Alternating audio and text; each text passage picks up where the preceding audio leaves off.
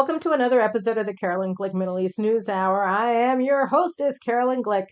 And in just a bit, we're going to be hosting one week before the elections. We're going to be talking with Likud MK Yoav Kisch about how he views the state of the race and a bunch of other issues, including the gas deal and that the Lapid caretaker government is ramming down our throats just days before the election.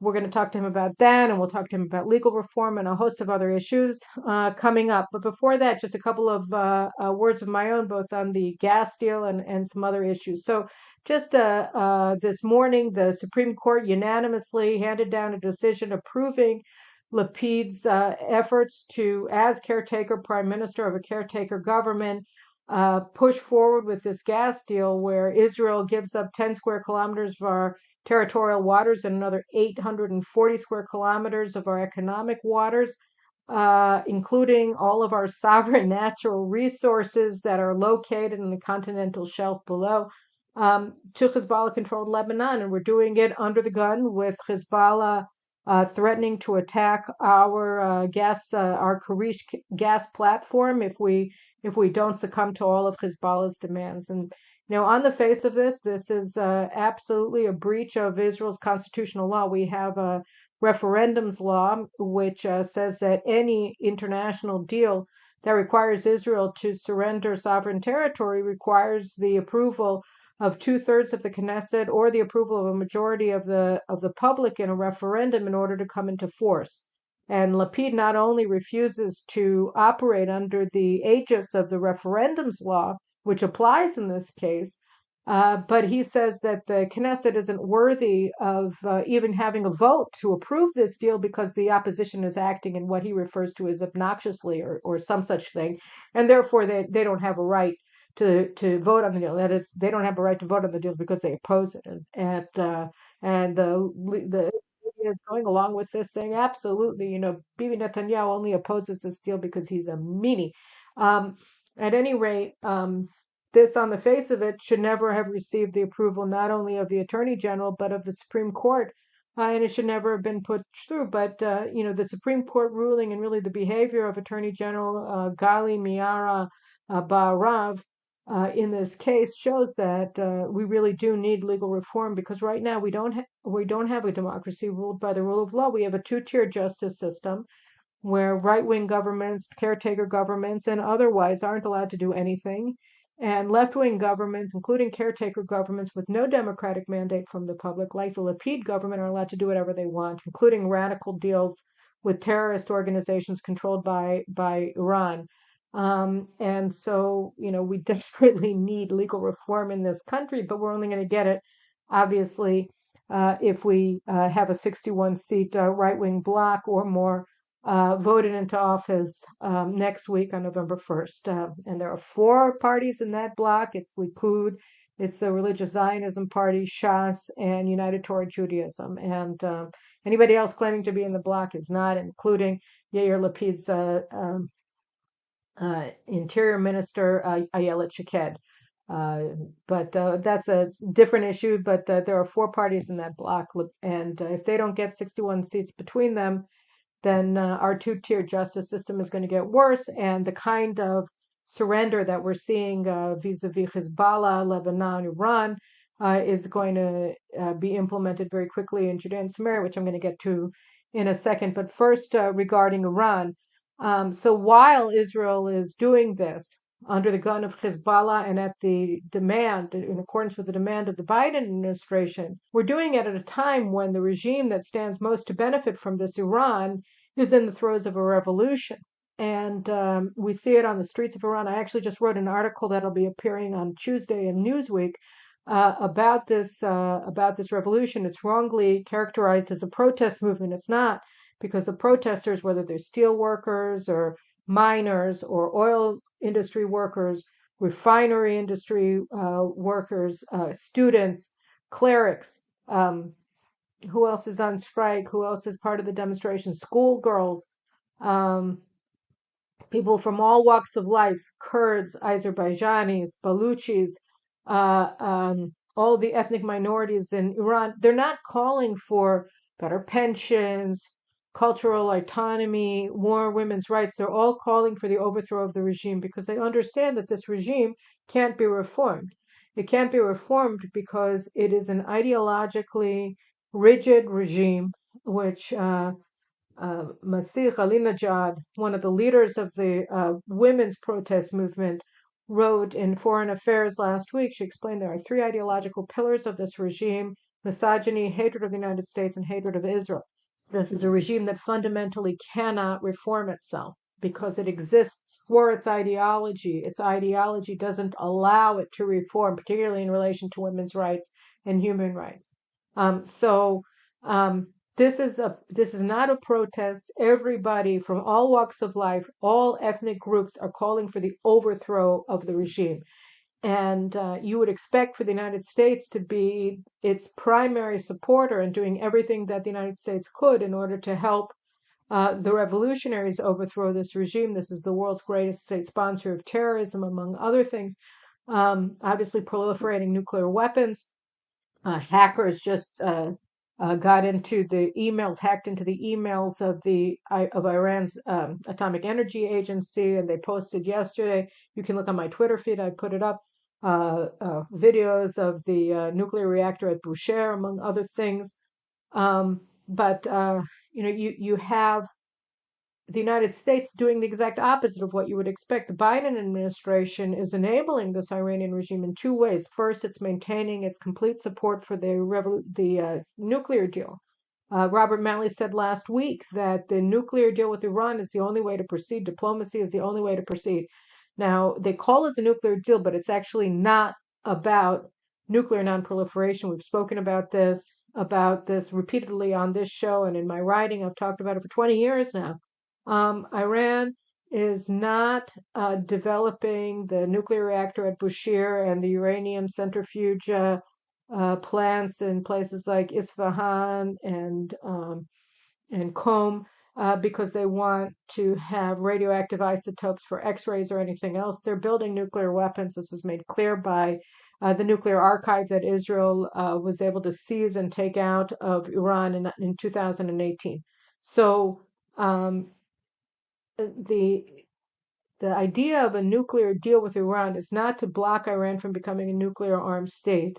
It's to appease Iran and enable their nuclear weapons program to go forward with here and there, really just a public relations stunt, slowed down nuclear projects in this area and uranium enrichment, but you can go forward in ballistic missile development and the development of advanced centrifuges. And that's all under the deal that Obama agreed with Malley and Biden and all the rest of them in 2014. And that's the deal that they're trying to renegotiate now. So it's not a deal that blocks Iran from becoming a nuclear power. It is a deal that tries to realign the United States with an Iran that through the deal it will become a hegemonic power in the Middle East with nuclear weapons, because the deal enriches Iran. If this deal goes forward, according to the Foundation for Defense of Democracy, Iran will immediately be enriched with $275 billion, and by 2030 with $1 trillion. So by maintaining faith with the nuclear diplomacy, the Biden administration is saying, we want to continue on doing this. We want this regime to continue to exist. We want to appease it. This is our policy towards the regime. You can look at the Lebanon deal that they're forcing Israel to capitulate to Hezbollah as another aspect of this, because when you're handing over gas platforms like the Kana gas platform to Iran, which is controlled by Hezbollah, which is controlled by Iran, to Lebanon, which is controlled by Hezbollah, which is controlled by Iran, then you're giving, billions and billions of dollars to Hezbollah, to Iran. It's a way to go around U.S. sanctions against Hezbollah, which is an illegal terrorist organization, and it's a way to get the United States around the sanctions on Iran, which is the world's greatest state sponsor of terrorism and a nuclear proliferator. So this is, on the one hand, U.S. policy. The other policy is that they're actually they're not supporting the revolutionaries in the street. And we saw this very clearly last week. Secretary of State Tony Blinken met with what he referred to as civil society representatives at the State Department. Robert Malley was there too. And between the people that he met with was a woman named Sherry Hakimi. Sherry Hakimi she's not be in the army, so in that sense she's a civilian, but she is an regime lobbyist. And anybody in the circles of the Iranian opposition movements knows that Sherry Hakimi works for the regime. She enables the regime. She legitimizes the regime. She justifies the regime and their genocidal designs, both on the Iranian people, Iranian women, and of course against Israel and the United States. So they had her there with some real members of the opposition in order to legitimize her as a voice of the people in Iran. And then, not surprisingly, Sherry Hakimi put out a list of the people for the media to interview about the protests in Iran, and almost all of the people on her list were Iranian regime lobbyists, supporters, sympathetic reporters, and the rest of it. So that this was all an effort to undermine the revolution by putting forth a narrative in the US media that the revolutionaries aren't serious. They're not really revolutionaries at all. They're just protesting, and this will pass, and there's no reason to support them, and there's no reason to see this as anything unusual, or for that matter, the best chance we've had of seeing this regime overthrown since it came into power with the Islamic Revolution in 1979. So that's what they did. And by the way, one of the people on that list was this woman named Negar Mordevezi, who is herself a regime apologist, and she gave an interview last week saying, there's nothing to see here, folks, move on. This is just a protest movement. No way that this is going to bring down the regime again. It's to tell people that there's no reason for the United States to change gears, and it's appeasement of the mullahs. And they all say, don't put any sanctions on Iran. It'll only hurt the protesters. This is not true. And again, why is the Biden administration doing this? They're doing this with Hezbollah. They're doing this against Israel. They're doing it against Saudi Arabia because they are guided by this anti-colonialist worldview. We saw it with Obama. We see it now with Biden and all of his advisors. That says that there's something fundamentally authentic and legitimate about the mullahs because they're an authentic anti-American, anti-Western revolutionary movement. They hate the West. The West deserves to be hated because it had colonialism, and that was very bad. And therefore, they're justified in their hatred of the United States. And the only way that the United States can handle this very legitimate hatred of the United States is by paying it off. So in that sense, the Iranian revolution, the Iranian nuclear deal, and the deal that they're forcing down Israel's throat with Hezbollah and Lebanon, are really the only legitimate possible foreign policies you can have towards such a legitimate, revolutionary, authentic regime. And the other aspect of this that blinds them to what's happening, both in terms of Iran's threat to the United States and to its allies and to its core interest in the Middle East, but also to the Iranian people, is they can't countenance the anti-colonialist worldview cannot countenance the concept that the Iranian people actually don't share the regime's hatred either of women or of Israel or of the United States of America. So Barack Obama gave this interview last week where he said, in 2009, we were wrong, but the reason that we didn't support the Green Revolution after the regime stole the presidential elections and reinstated Mahmoud Ahmadinejad as president was because we didn't want to harm the protesters on the streets of Tehran by supporting them. They would have been castigated as regime stooges. But the people already are. I mean, Khamenei gave one statement on the revolution, and he said that everybody in the streets, they're all stooges of the Zionists and of the United States, and the crowds just keep growing because nobody cares what he says, because they don't actually share the regime's hatred of Israel and the United States and women. And so for an anti-colonialist like Rob Malley or Tony Blinken or any of the others in the Biden administration, this doesn't compute, because how can you possibly have Iranians not hating the United States? So if the United States says anything in their favor, then they definitely aren't going to stop. But they're not going to stop because they don't hate the United States, and they don't hate Israel, and they don't hate women. They hate the regime, and they want the regime to go. And they don't consider it an authentic representative of a authentic anti-colonialist revolution. They consider it a tyrannical regime, a misogynistic regime, a terror-supporting regime, a corrupt regime that is impoverishing them, destroying their lives, destroying the country that they love, and endangering the entire world, and therefore they want to bring it down. So the administration is actually trying to subvert it by this two-faced policy regarding the revolutionaries, and we all really have to do everything that we can to make clear that this is wrong and that the United States should be supporting them, as should the Europeans. 100,000 people came out in Berlin in support of the revolution yesterday, which is fantastic. And hopefully the German government will start expelling Iranian diplomats from Germany. That would be amazing. But we'll have to wait and see whether that happens. And one of the main beneficiaries, one of the big beneficiaries, not only is Hezbollah of Iranian support for terrorism, but the Palestinians. And right now, again, a week ahead of the elections, we're really seeing the stake in the elections in two ways vis-a-vis the Palestinians. The first one is that we are seeing a massive escalation of terrorism, terrorist attacks by all Palestinian factions in Judea and Samaria against Israel. The Lion's Den, the ostensibly new terrorist organization that's sort of the epicenter of the attacks, at least in the Shechem, Nablus area. According to Baruch Yadid, my friend and colleague at Channel 14, the Arab Affairs advisor there, is that this is a new organization that's sort of funded by Iran, and it includes terrorists from Islamic Jihad, Fatah, Hamas, all operating together, sort of like the popular resistance committees that we saw in the Palestinian terror war of 2000 to 2004, but with a lot of external Iranian funding. At any rate, we're seeing what we may look back at later as the beginning of a new Palestinian terrorist war.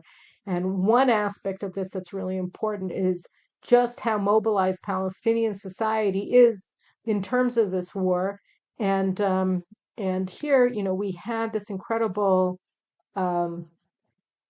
video late last week of a terrorist who jumped out in front of the security cameras at the checkpoint at the entrance to the city of Ma'ale Adumim in the Benjamin region, just north of Jerusalem in Judea. And he jumped out in front of the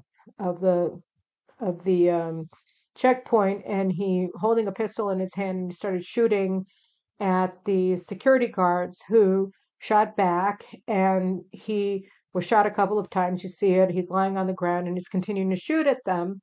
And then after a while, they kill him. They shoot him in the chest after, he's been shot, I think, in the butt and the leg or something.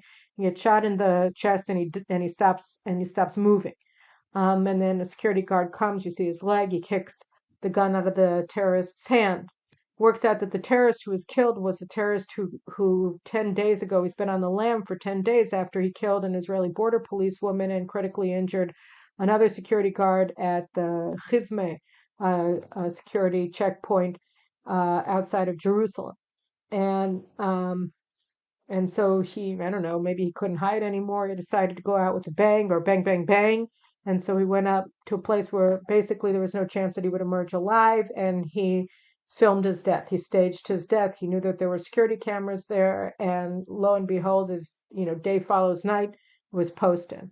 And what's notable is, so he staged his death. He wanted everybody to see him going out fighting, and then on the one hand, Israel put it out because it just shows how professional our security guards are. But on the other hand, when I was watching this, I said, oh my gosh, this is going to become a snuff film that the Palestinians are going to use, like even more than Mohammed al-Dura, as an inspiration for other Palestinians to join and shoot up Israeli Jews.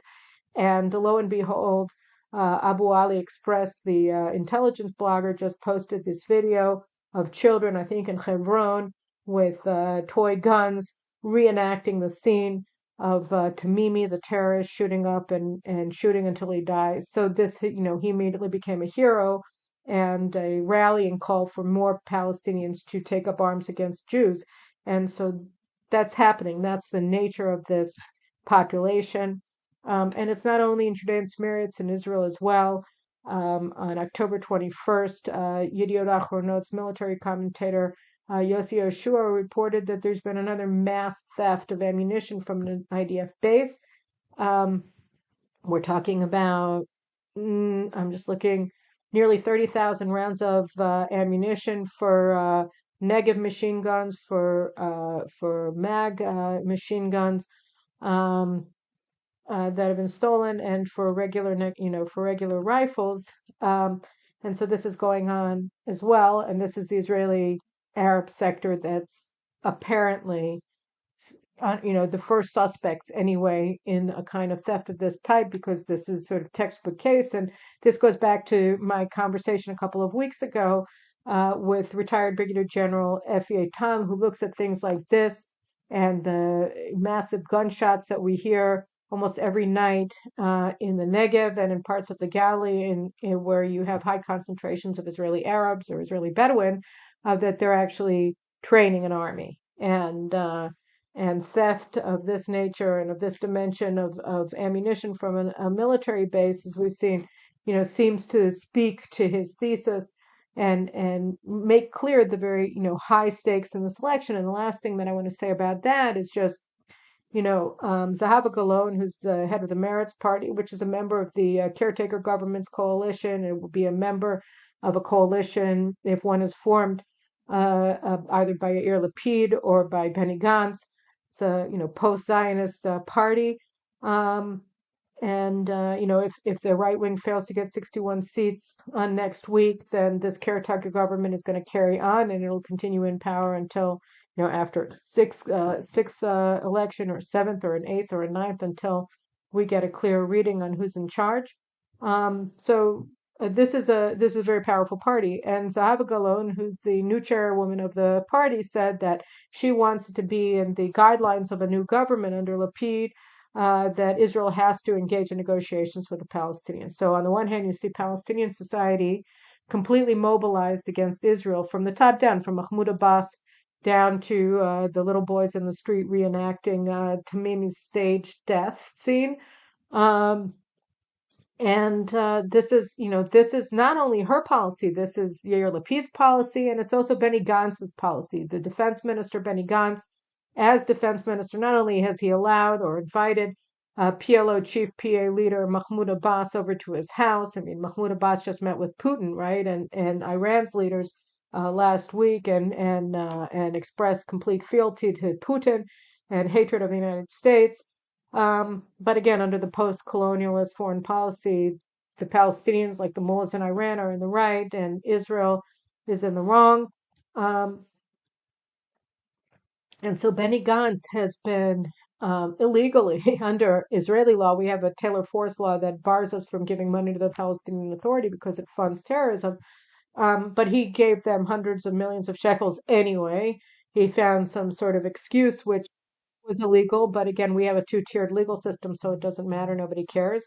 And then more importantly, just as Lapid is unlawfully, but again with the support of the political legal fraternity, giving up our sovereign waters and our sovereign natural resources and national resources on the seabed in the Eastern Mediterranean, and transforming Hezbollah and Iran into actors in the Eastern Mediterranean gas industry.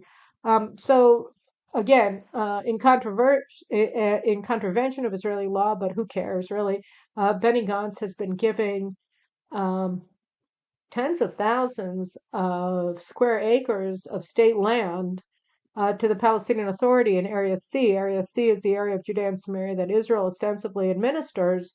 It includes all of the military installations, all of the Israeli communities. 500,000 Israelis live in Israeli communities in Judea and Samaria, including yours truly. Benny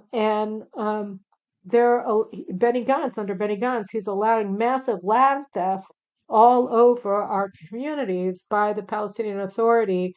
He's going after Jews who dare to build in areas that haven't been 150% cleared for Jewish construction, but the Arabs are allowed to steal areas that are 150% clearly land that's slated for Jewish construction. So this is what he's doing already now, and if he's allowed to continue on with what he's doing, if we don't get to a clear verdict in the next elections, with the right wing getting a clear-cut 61-seat majority to be able to form a functioning government, then we're going to get much more of this. And if the left is able to form a government or not and just continues on in the caretaker role, we're going to see a reenactment of what we saw in Lebanon, in Judea and Samaria, without any question. So those are my remarks. I think this is probably going to be the last time that I preach to you guys before our elections, but these elections are about everything. Everything is really up for grabs. Israel's Jewish character, I think we're going to talk about this with Yoav Kisch in just a minute, is really up for grabs here. And it's all about going out and voting for a party that's going to protect Israel's Jewish identity and not for a party that's going to, or already is, like in Ayelet Shaked's case, sitting in partnership with the Muslim Brotherhood in the caretaker government. So without further ado, I think we're going to move to the interview. So welcome to Yoav Kisch, member of Knesset. Thanks for being on the program. Hi, Karen. Good to be here. It's great to finally have you on the show. I know we've spoken about it in the past, and now a week before the elections, I thought was a good time to bring you on. Yoav Kisch is one of the top members of Likud. I think in the primaries put you in sixth place or something in the Likud? Sixth place, yes. Which means I'm number 7 now in the Likud list after Prime Minister Netanyahu. He's the first. Well, that's a really stunning achievement. I mean, you really managed to upgrade your status in the party list in the primary. So first of all, congratulations on your achievement. And second of all, just to give a little background on you for our viewers and our listeners, I'll give a little bit, and then you add in whatever you'd like. So when Yoav Kisch came into the Likud and then into politics, was after a career as a fighter pilot in the IDF in the Israel Air Force, and then you worked for a while as a pilot for El Al. He comes from an illustrious family. His father is also a military man. He served in the South, I think, as an engineering officer in Yom Kippur. And your grandfather, Friedrich Kisch, was a brigadier general in the British Army, who was killed in Tunis in 43, and that was after having commanded the engineering brigades, which, from my readings, played a very large role in blocking Rommel's advance in North Africa. So that's a rather distinguished past. Yes, my grandfather was actually the highest ranked Jew in the British Army in the World War II, and he was head of engineering of Montgomery. And basically, I even have a letter, handwriting by Montgomery, when he sent it to my grandmother, unfortunately, telling her that my grandfather died on war. That's something that not many people can say that they have. So that puts you in a pretty distinguished position. And I'd love to have you on just to talk a little bit about the role that the Jews in the land of Israel played in the British Army, and particularly in the fight against Rommel's advance in northern Africa. That's one of the stories that is pretty well is a focus of a very important book called The Forgotten Ally, by a Dutch reporter that was written in 43, and basically ascribed the blockage of Rommel's troops to suicide engineering squad of Jews who had made Aliyah from Germany, who were serving in the British Army. But we can talk about that another time. A week before the elections, as I said. What do you make of the state of the race? How do you look at it today? It doesn't seem like there's any movement between the blocs. The right-wing bloc, depending on whose poll, is between 59 on the one hand and 62 on the upper hand. How do you look at it? How do you feel going into the elections next week? I must tell you that I feel very optimistic. I think that the right-wing voters fully understand how important is this election, in particular to the future of Israel. Israel, we spoke about my grandfather who came and built this country to be a Jewish and democratic state, is actually on the verge of turning itself to something else. What we had here in the last year is something else, is people who wants this country to be without the bright light of the Judaism. They want it to be a state as all states. And there's a huge fight on that future for Israel. And me for, and I guess all other voters for the right believe in the strong connection of Israel and the Jewish people, and we are going to work hard to make that happen. And we must get back in power. We see what's going on in every aspect, in education, in the international arena, in security, internal relationship. And I think that that's why I'm optimistic, because I think before that, in the last, everybody is saying, what happened? We tried 4 times. Why on the 5th time things will change? Things will change because in the last year we saw what is the alternative, and many people understand that, and they need to leave their house and go and vote for the Likud, for the right-wing parties. Make sure that these parties are passing the block percentage and that their vote is not wasted. And then together we can coordinate a coalition that will bring back Israel to its core. There are a lot of voters who left the Likud or and voted for the former Likud minister Gideon Sa'ar. I know you briefly were aligned with him and then walked away and didn't join him when he left the Likud. But he really is sort of a stunning tale, and I mean, it's almost like a psychological portrait more than anything else of a guy who was one of the very staunch hawks in the Likud, and he made a name for himself in one of the previous Knessets over the last 3 years as fighting for Jewish land rights in Area C and against illegal Arab land use. And he formed his New Hope party. A lot of Likud voters voted for him. And there is some concern that to the extent he has any electoral weight now, as he runs with Defense Minister Benny Gantz in his party, that it's still coming from those people who are ostensibly identified with the right wing but are voting for him now.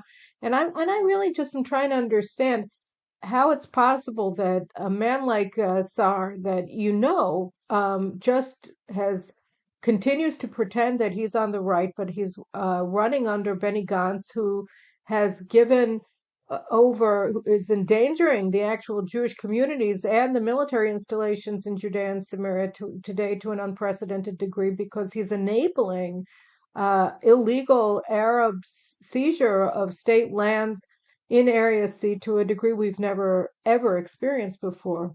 Do you have an explanation, and do you have a warning maybe for people who continue to think that? Yes, I'll talk about 2 persons in that sense. I'll start with Benny Gantz.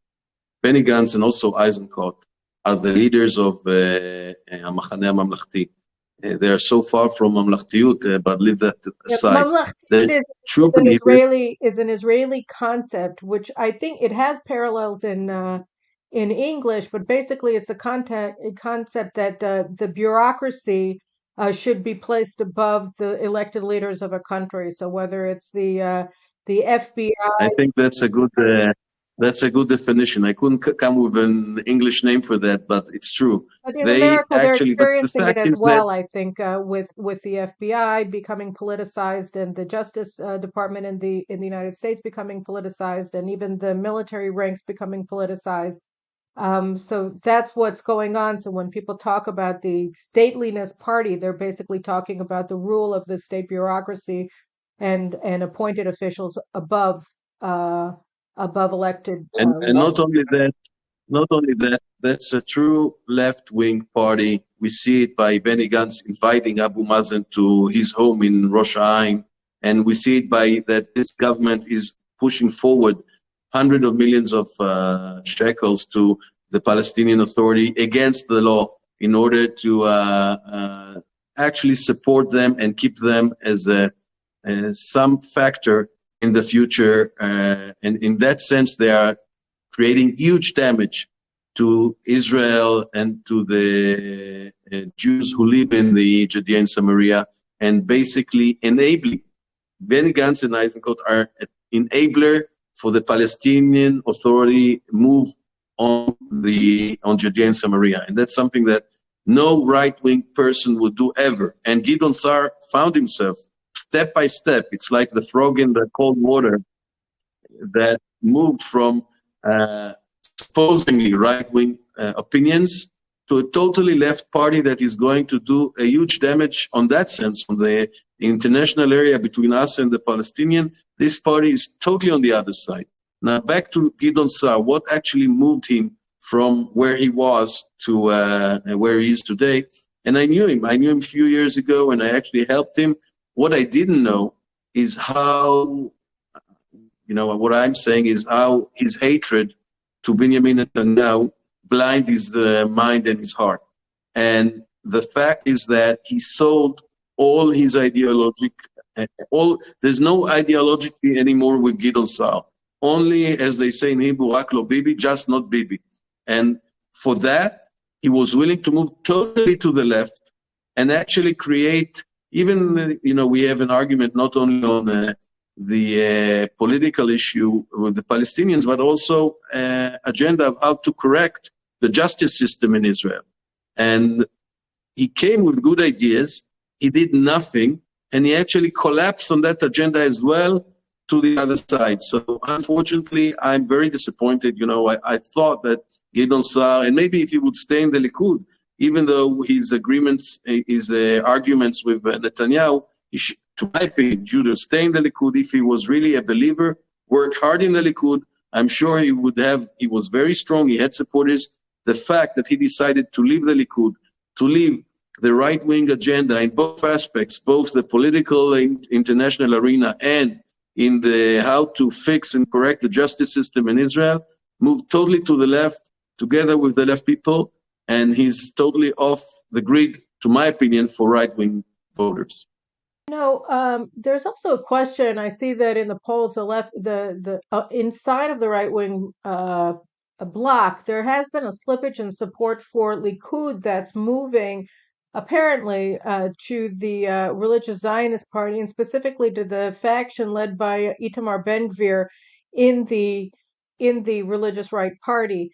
I had Simcha Rotman on last week, and he was talking a lot about the legal reform that the religious Zionism party put forward last week, which is a very explicit, very detailed plan to reform the legal system in Israel and subordinate it to the political leadership of the country, or at least work towards that goal. And I'm just wondering, what would you say is the argument to vote for Likud? And I'll give it to you from another angle as well, which is that I live in Efrat, and there are a lot of people here who are trying to figure out where they stand on the religious secular continuum. They're religious, and they're sort of more liberal in their view of the world than perhaps others might be in the same sector. And so there's this real sense of people not knowing, what works for them the best now, particularly given the demonization of Likud and Netanyahu by the media. So just can you give the pitch for Yes. Likud? First, let's start by saying that Simcha Rotman and, of course, Bezalel Smotrich and Itamar Ben-Gvir are Tzionut Hadatit, are our partners, are part of our right-wing coalition, and that's the coalition that we are fighting very hard to get. And in that sense, we are truly partners on this issue. And as you say, what's the difference between the Likud, which is like the main asset of the right and the main party, and also the party that should rule and should lead the agenda in comparison to the Zionist religious party. I think that's, I don't know how you translate their name accurately. The religious But Zionism the main thing party, is that how we say? I think religious Zionism party, Tzionut Hadatit. Religious Zionism. And I think the first word, it might be the difference. The Likud is not a religious party. The Likud is a liberal party. We are very strong with our Judaism. We spoke about it before. We are very connected to the religion, but we are not religious. And we believe in liberal economy, liberal way of life, and we are not forcing ourselves on other people I'm not saying that they are, but that's the main difference. And if you look at both what the corrections that need to be done to the justice system You just need, they put their plan. We have our plans. You need to see the bills that I had put in the previous government and Knesset. And then, for example, Yariv Levin, which is a major pusher on that, he pushes that all the time. So we're going to go deeply into that issue once we'll create the next coalition, and we'll decide on what are the steps and what are the right moves. We have their plan, our plan, and we'll coordinate that to one plan that will have to come out, because this is something crucial to the future of the Israeli state, And the other thing is, and also regarding the Likud today, I don't see much difference in the way we treat the future of Israel in Judea and Samaria. Prime Minister Netanyahu always say that peace should come from strength and not giving land for peace, and it should be peace for peace, like we did with the Emirates and the 4 different peace agreements that we managed to do. So I think you won't see that differences. You would see the differences, for example, in how you would treat public transportation in Shabbat. They are very much against it, and so are the ultra-Orthodox. We might look into find compromises. We believe strongly on the status quo, and we're not going to change the status quo in the religion, not to any side, without agreements. That's the way I think we need to move forward. There should be discussion on that. But of course, we wouldn't do things like this government did in regarding kashrut, and regarding phones, and regarding so many things that they were trying to impose on the religious people. We are not there. We believe you have a status quo. You want to move from the status quo, you have to do it with a dialogue from both sides. And once you get an agreement and you can manage it, that's fine. But you're not forcing your way to any other side. Okay. One of the things when you talk about the 4 peace deals that Israel got under the framework of the Abraham Accords in the last government, before the current Lapid-Bennett Muslim Brotherhood government came into power, now Lapid, the caretaker Prime Minister Lapid, is intending to have a very strange signing ceremony at Nakura along the border with Lebanon, with the government of Lebanon, which is controlled by Hezbollah, for a gas deal where Israel surrenders a large quantity of its territorial waters and its economic waters to Lebanon, which is controlled by Hezbollah. All the disputed territory, not the large. All the disputed territory is given to Lebanon. So there's no single benefit for Israel, except, as you mentioned, surrendering all the disputed territory. So there are 2 questions that I'd like to ask you. One is as a former fighter pilot. I think you're a lieutenant colonel in the IDF, and the other one as a politician, as a lawmaker, and probably, if the right wing forms the next government, as a minister in the next government. And the first question that I want to ask you, which I find incredibly troubling, is that according to all the reports, the general staff of the army and the other security services all support this deal, and Lapid is arguing that that this is an excellent deal because everybody in the army supports it, and that we're supposed to take on trust that surrendering all of our strategic and economic assets in those areas to Lebanon, which is controlled by Hezbollah, is an excellent idea because of this support. How do you explain the seeming apparent unanimity of opinion among the leadership of the IDF that it's a good idea to just collapse on all strategic deterrence towards Hezbollah and surrender completely lock, stock, and barrel to their territorial demands in our economic waters and our sovereign waters? I'll start maybe a little bit earlier. At 2010, Lebanon put their line. It's called line number 23. At 2011, less than a year after, we put our line called line number 1. The difference areas between line number 1 and line number 23 is 860 square kilometers. That's 17 times the size of Tel Aviv. At that area, only 10 square kilometers are part of territorial waters, which means they are under 12 miles from the shore. And most of the land is 850 is economic waters. That's the disputed area, which has been in dispute for 10 years. And the discussion was, either Israel is going to get 45%, 40%, and we were still negotiating for 10 years. In this current government, and it's even not in Bennett's government, because Bennett, when he was shown the results, we got to a different place and to a different agreement, but he still supports it. And why am I saying that is because what they actually did is they decided to give up everything. They kind of said there is an excuse because there is a short window of opportunity in the Lebanese government because the president is still in power, and that's not for so long.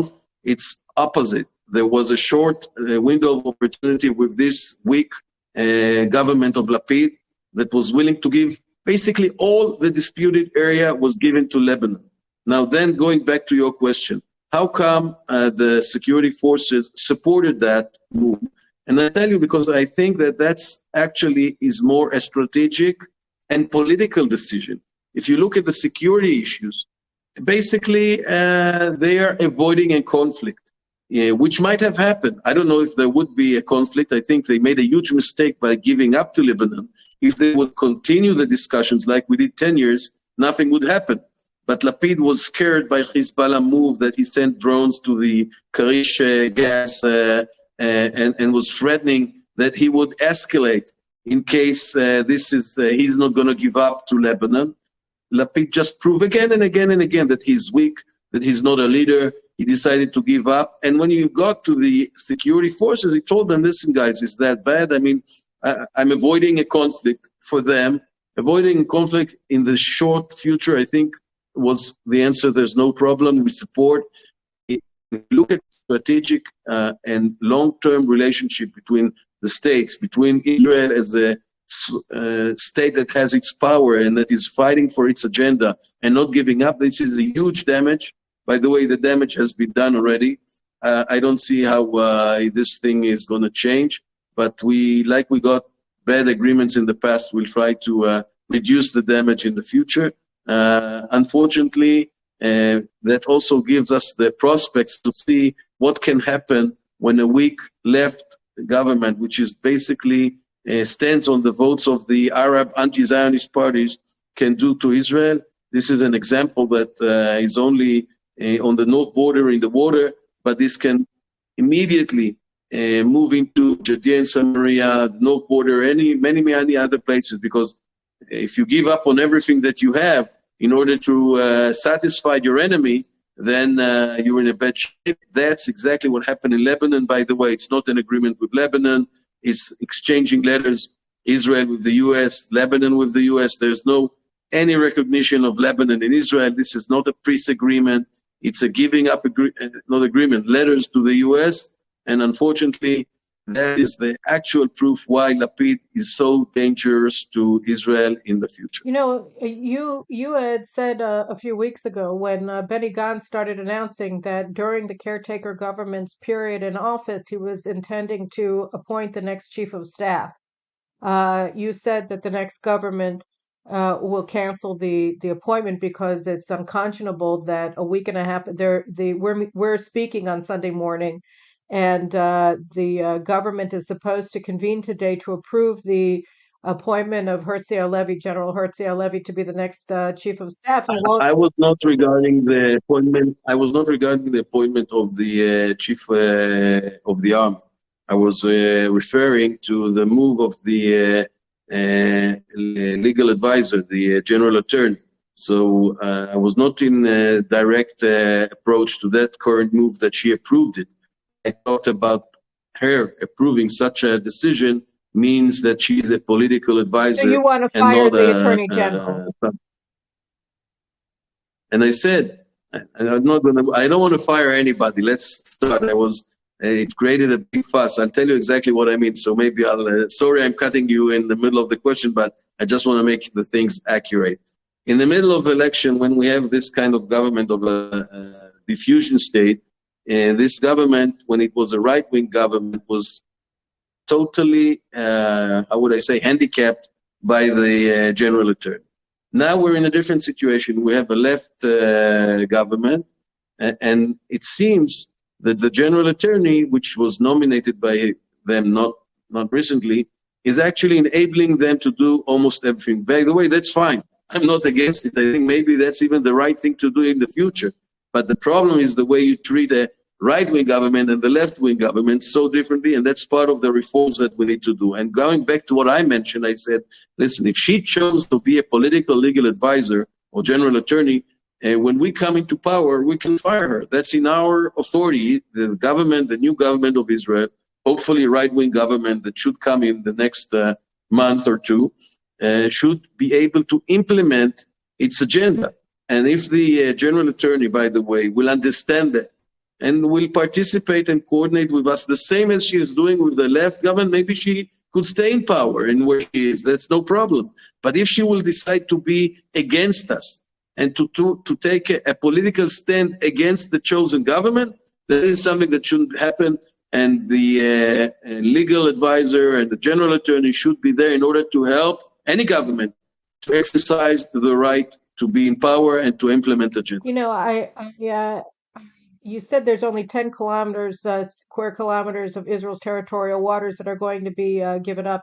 And I just want to mention that, of course, this is illegal under Israel's constitutional law. And I don't quite understand how this is possibly being enabled not only by the Attorney General, but also by the Supreme Court, because that really means that, you know, you guys can decide that you don't feel like dealing with the Rosh Nikra anymore, which is part of Israeli sovereign territory, and just say, here, Hezbollah, take Rosh Nikra. You know, why do we need it? We don't need it. We don't want it anymore. Take it away from us. I mean, this is already piece by piece taking apart not areas that are under dispute in Judea and Samaria from the Six-Day War, but we're talking about areas that are not in dispute from the 19. You know what's so strange about it, and the line which I mentioned before that was given by Lebanon in 2010, that for a decade we've been arguing about, more than a decade. It's actually what we got. So it's instead of putting our line, which was our rights and mobility is our territorial area, we should have just accepted that line at 2010 and that's it. There would be no discussion. So I totally agree with you. They try to find some kind of legal excuse why it's okay and why that's not has to come to court. And that's what the legal advisor, the general attorney said on that particular issue. But again, the problem is that if we were dealing with a right-wing government, you would see total different approach from both general attorney and from the Supreme Court. Unfortunately, these are players in the political arena, and we need to fix it. I couldn't agree more. I think it's the most urgent urgent matter to take up in the next government if the right wing is able to emerge victorious from these elections. Just a couple more points. Yesterday, 80,000 people, or actually the latest count was 100,000 people, turned up in Berlin to protest on behalf of, in solidarity with the revolutionaries on the streets in Iran, calling for and fighting for the overthrow of the regime. And I know that, our focus has always been the nuclear program there that poses an existential threat to Israel.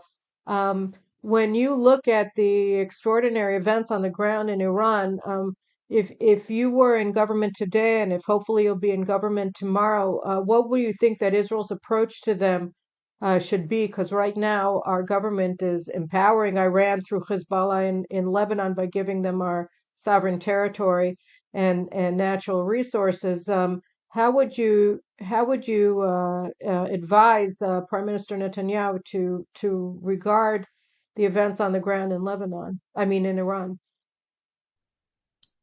Prime Minister Netanyahu is the most experienced person in the, I don't know if to call it exactly conflict by the crisis that Iran is creating in the region.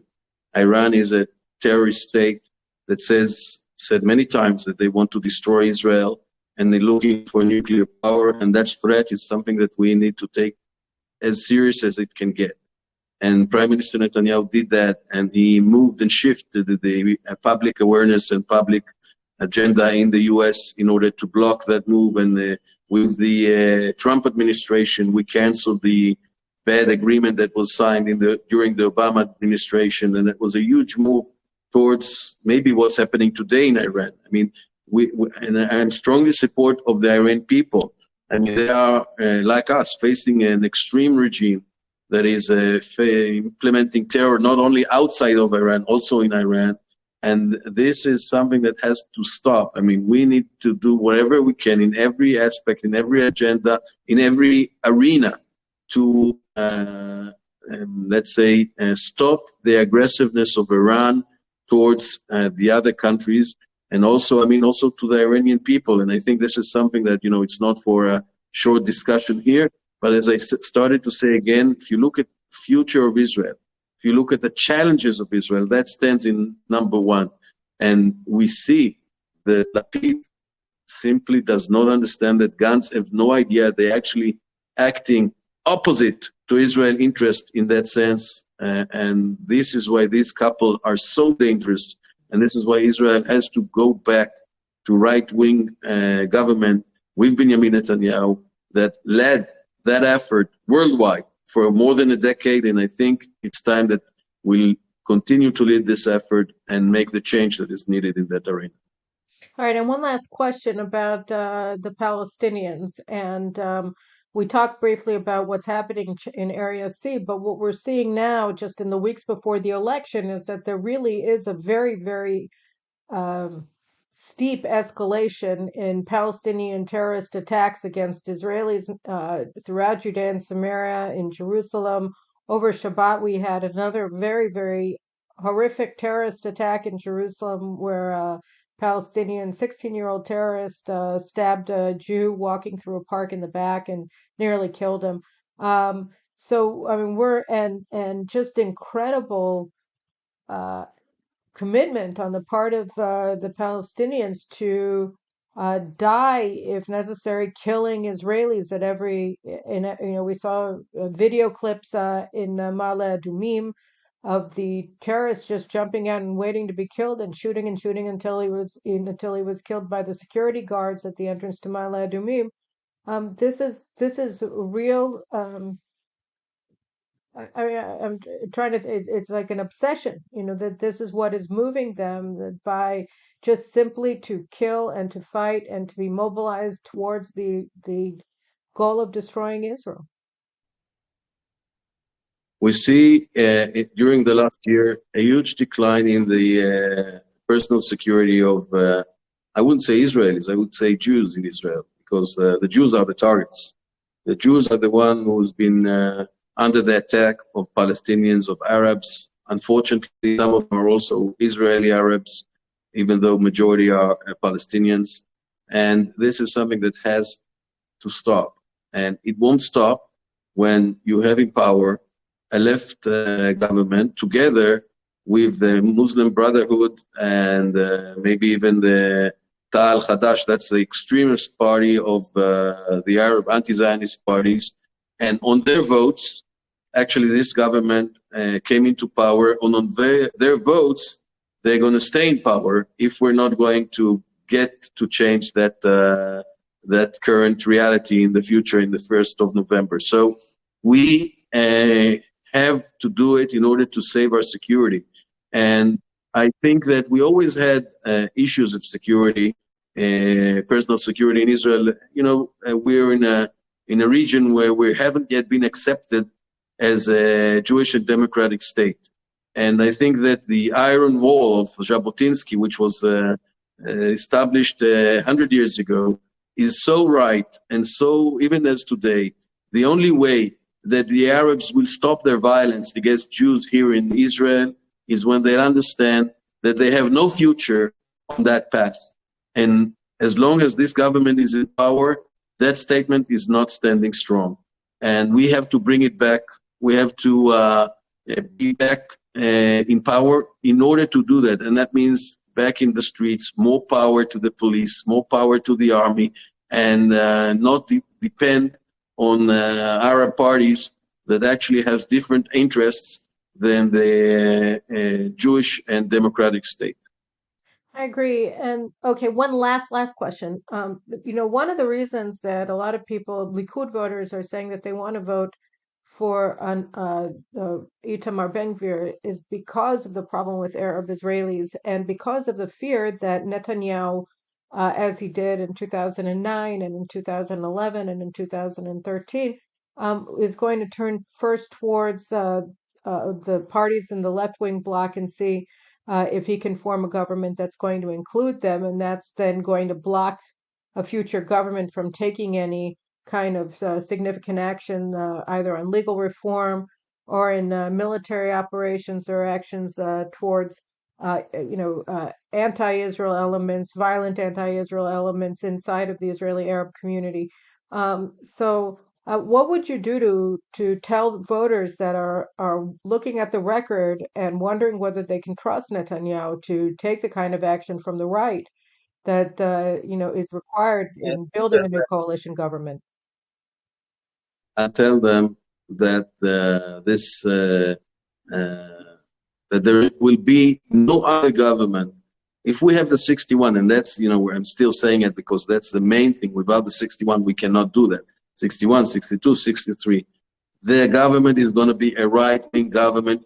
We want to make the change. The Likud is committed to the change as a big and leading and governing party. It's not only Netanyahu, it's all the Knesset member of the Likud.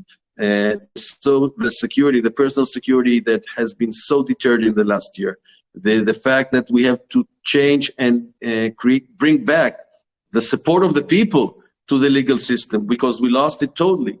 These are the things the Likud is going to lead, and we know no way we can do it with the left-wing parties, no way. So we're not here in order to be tied with by their agenda. We're here to make the change. And the fact is that the Likud has to be as strong as it can be because we need to keep the financial ministry in our hands. We need to keep the security ministry in our hands. And we need to implement with our people the agenda in order to correct these things. And we, as I started our conversation, Ben Gvir and Smotrich and Rothman are our partners. Together with ultra-Orthodox religious people, we're going to make this government and we're going to make the change. But you need a strong Likud in order to have a government that is going to stay here for many years and to be stable. The more the Likud is stronger, the government will be more stable. And we're going to go to make the changes because we are committed to them. We saw what happened. We didn't have majority in the previous government. We had to take guns into because and saw what happened, how this government was so disabled to make anything. So we know what we need to do. That's our blood. That's our agenda. We're going to do it, but we need the Likud to be strong in order to be stable and to control the most important ministries to make this happen. Okay. All right. Well, with those words, I really appreciate it, and I wish you the best of luck next week. And I look forward, God willing, to. I hope that will be for the state of Israel. Me too, and I hope that once you're a minister in the next government, God willing, you'll come back and we'll talk more about the issues of the day. Okay, guys. Well, that's a wrap.